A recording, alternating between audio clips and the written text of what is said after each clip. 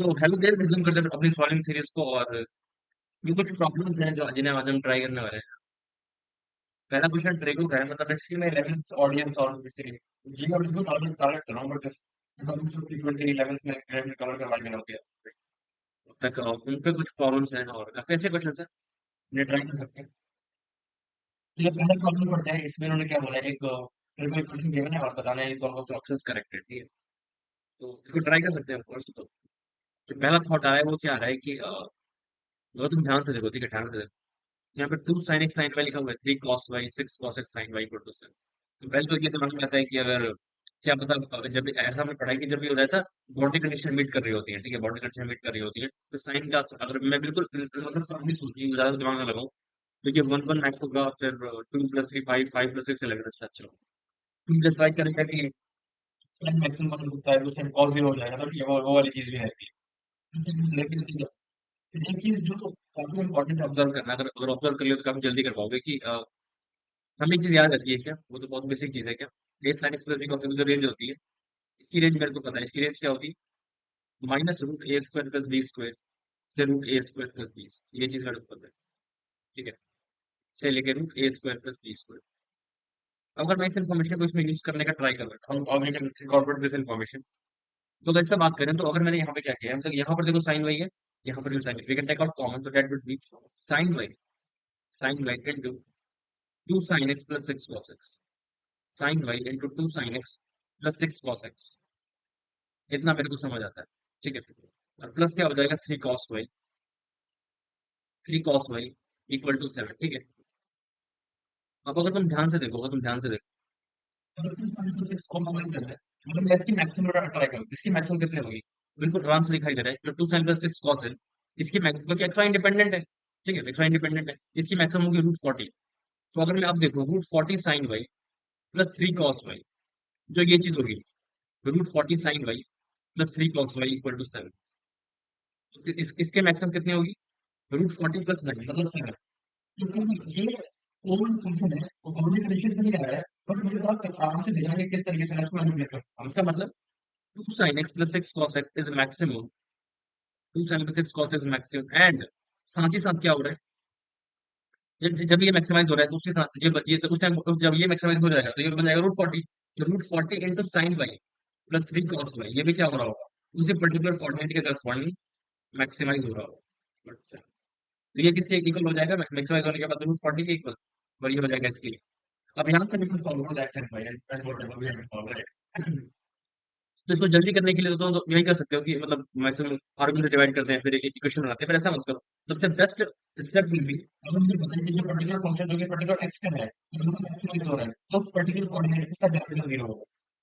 इसका मतलब 2 cos x minus 6 sin x should be equal to 8। This I can claim. और similarly अगर ये मैक्सिमाइज हो रहा है तो उस पॉइंट पे y उसका पर्टिकुलर डैश 0 होगा, उस पर्टिकुलर y कोऑर्डिनेट पे हो जाएगा root 40 into cos y, root 40 into cos y minus 3 sine y equal to 0। यहाँ से डायरेक्टली एक स्टेप के अंदर तुम कैलकुलेट कर सकते हो, जो मैं कैलकुलेट करना है क्या हो जाएगा कि 2 cos x equal to 6 sin x, 2 cos x equal to 6 sin x implies tan x equal to 3, tan x 3 आ जाएगा। और यहाँ से क्या आ जाएगा तुम्हारा root 40 by 3 equal to 10 by, root 40 by 3 क्या आ जाएगा तुम्हारा 10 बाई आ जाएगा।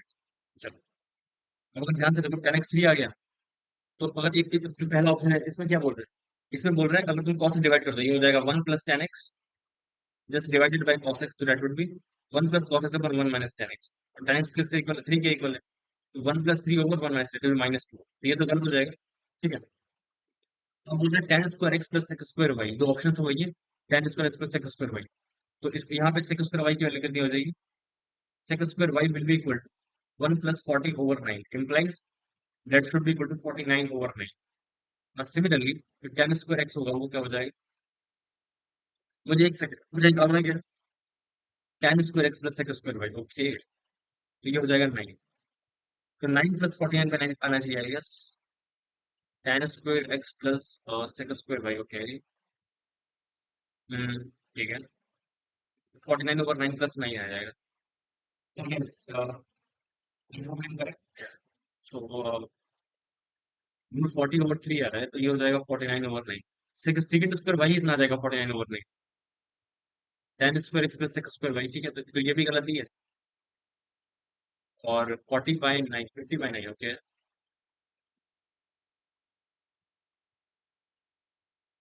2 cos x equal to 369x।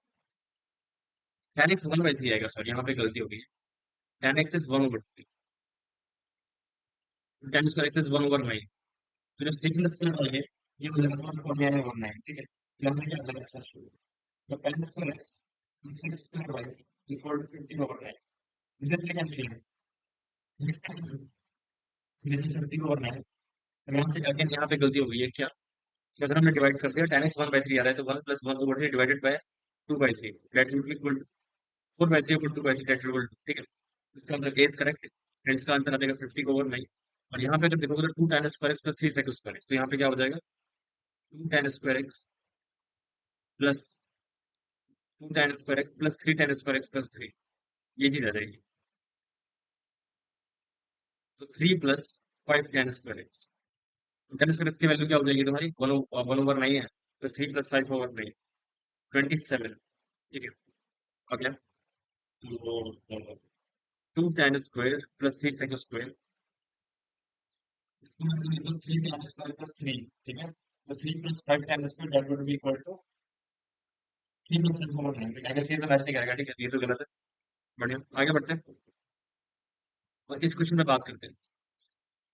ये क्या बोल रहे हैं, given that the quadratic equation ax square plus bx plus c equal to 0 had two distinct roots alpha and beta, and the alpha lies between 1 and the beta is less than minus -1 t ये particular cell programme कौन कौन सा option करें, ठीक है। तो simple quantity का problem तो सिंपल वे नहीं है, ऑफ कोर्स क्या सोच रहे हैं। तो अगर मैं एक चीज पे ध्यान दें, इस पे ध्यान दो, उसने बोला कि तो इसके दो रूट्स हैं, ठीक है, दो रूट्स है, अल्फा और बीटा दोनों डिस्टिंक्ट है। तो एक चीज फॉर श्योर है कि यहाँ पर टी है तो फॉर श्योर फॉल्स है, इतना तो मैं क्लियर कर सकता हूँ, ठीक है। बढ़िया। तो दूसरा पढ़ते हैं, जो अल्फा है वो 1 से 2 के बीच में लाई कर रहा है, और जो बीटा है वो -2 से छोटा है।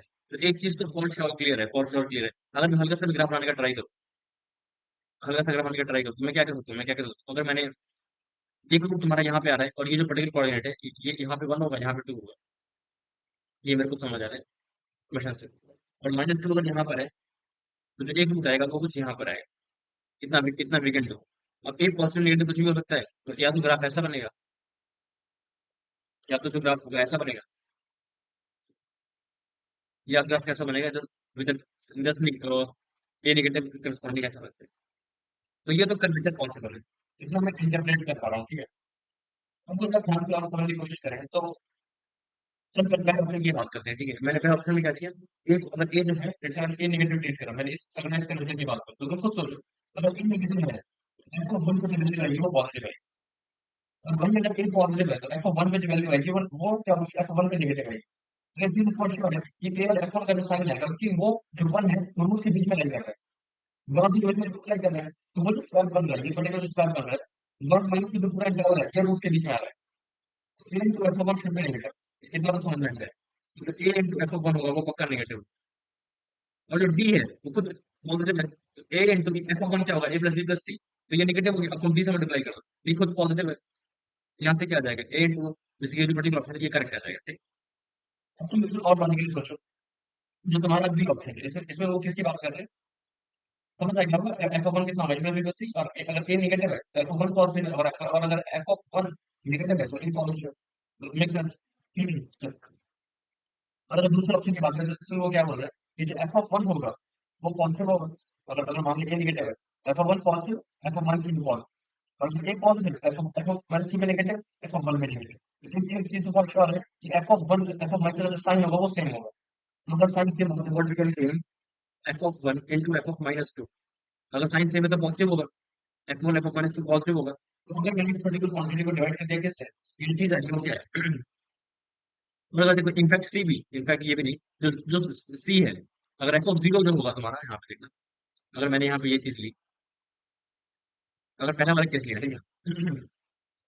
अगर मैंने पहला वाला केस लिया तो क्या हो जाएगा, एफ ऑफ वन, पहले केस में होगा F of one f of minus और एफ ऑफ जीरो, अगर ये पॉजिटिव होगा ये भी नेगेटिव, ये भी नेगेटिव और ये भी नेगेटिव, ठीक है। ये बिल्कुल समझ आ रहा है। एक बार कर लेना, हाँ।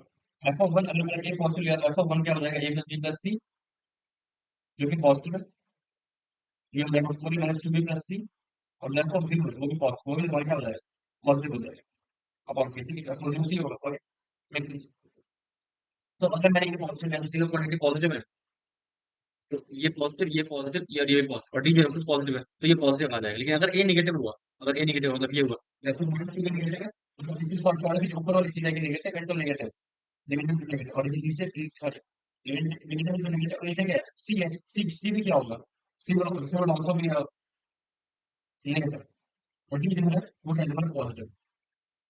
ठीक है, तो ठीक है, तो मुझसे पॉजिटिव लगाना गलत हो जाएगा, क्योंकि अगर ऐसा हुआ तो तुम्हारी एक प्रॉब्लम आ जाएगी, क्योंकि अगर ए नेगेटिव होगा तो सी भी नेगेटिव होगा, और पॉजिटिव होगा, नेगेटिव नेगेटिव, और फिर दूसरी चीजों को क्लियर रहेगा होगा, तो ये सीखने में मदद करेगा। जो जो मल्टी सुपर पैरामीटर है वो lies on the second and third quadrant. अच्छा, ठीक है, तुम्हारा थर्ड क्वाड्रेंट है। जहां तक वर्टेक्स की बात है, वर्टेक्स की बात है, मुझे जहाँ तक लगता है ये जो रूट है, ये जो रूट है, इसकी नलीफाई करने के लिए ये जो आर्गुमेंट है, ये पूरा माइनस टू से छोटा है, ठीक है, तो जो रूट रहेगा वो तुम्हारा और टू से ये कम है, टू से कम मतलब ओवरऑल नेगेटिव साइड शिफ्ट रहेगा, ठीक है, ओवरऑल जो है वो नेगेटिव साइड में शिफ्ट रहेगा, क्योंकि ये दो से कम है जो रिलेटिवली, तो जब तुम दोनों को ऐड करोगे, इसका जो मैग्नीट्यूड है वो माइनस टू से मतलब दो से बड़ा है रिलेटिवली, ठीक है, इसका दो से कम है, तो ऐड करोगे तो ओवरऑल नेगेटिव वैल्यू आएगी, और नेगेटिव वैल्यू आती है मतलब एक्सेस के सॉरी माइनस के पीछे चला जाएगा, तो माइनस के पीछे जाने मतलब क्या, या तो अगर ए पॉजिटिव हुआ तो कौन सा क्वाड्रेंट चला जाएगा, ये नेगेटिव हुआ तो ऊपर क्वाड्रेंट सेकंड क्वाड्रेंट चला जाएगा, और अगर ए पॉजिटिव हुआ तो थर्ड क्वाड्रेंट पहुंच जाएगा, तो बिल्कुल ये कॉन्सेप्ट क्लियर कर सकते हैं कि जो वर्टेक्स आएगा वो तुम्हारा सेकंड या थर्ड क्वाड्रेंट में आएगा, समझ में आएगी।